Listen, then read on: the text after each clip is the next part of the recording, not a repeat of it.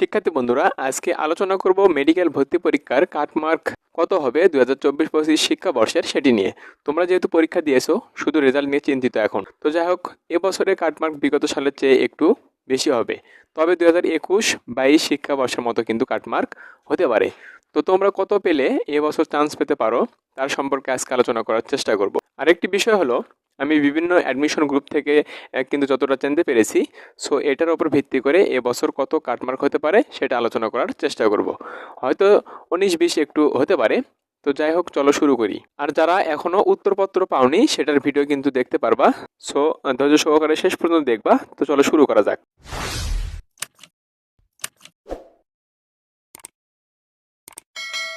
তো দেখো, 2019-20 শিক্ষাবর্ষের কিন্তু 66.75 কিন্তু কাটমার্ক ছিল, কিন্তু 2020-21 শিক্ষাবর্ষে কিন্তু 69.25 কিন্তু কাটমার্ক ছিল।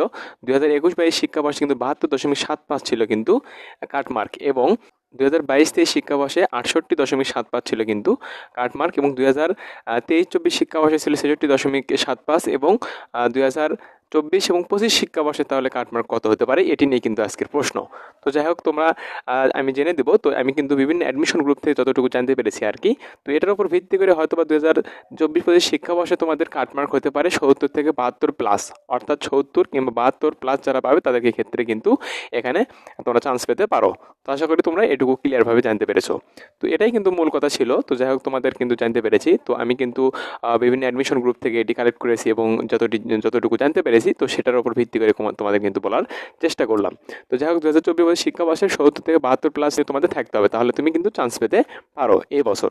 আশা করি বুঝতে পেরেছো। তো তোমরা যারা এখন তো এবার আলোচনা করবো, তো সেটি হলো যে তোমরা যারা এখন অ্যান্সার শিট নিয়ে চিন্তিত, যে অ্যান্সার শিট অনেকে যদি উত্তরপত্র না পেয়ে থাকো, তো এখন কিন্তু তোমরা এই উত্তরপত্রটি মিলে নিতে পারো। তো দেখো, এখানে কিন্তু তোমরা মেডিকেল কলেজে 2024-25 শিক্ষাবর্ষে কিন্তু উত্তরমালা এখানে দেখতে পাচ্ছ। তো এটা কিন্তু জয়গুলি থেকে আমি কিন্তু সংগ্রহ করেছি, কালেক্ট করেছি। তো সেই ক্ষেত্রে দেখো, তোমাদের এখানে কিন্তু এক থেকে কিন্তু 32 পর্যন্ত তোমাদের এই পিসটাই কিন্তু অ্যান্সার শিট রয়েছে।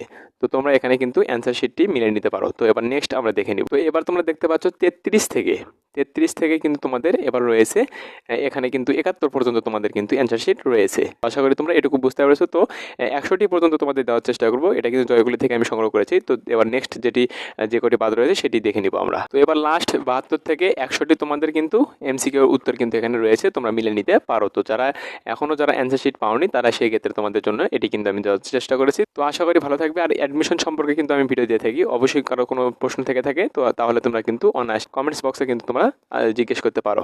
তো এই ছিল আজকের বিষয়। আশা করি ভালো থাকবে। আর এরকম ভর্তি বিষয়ে যে কোনো টিপস পেতে এবং ভর্তি বিজ্ঞপ্তি পেতে অবশ্যই আমার চ্যানেলকে সাবস্ক্রাইব করে পাশে থাকবে।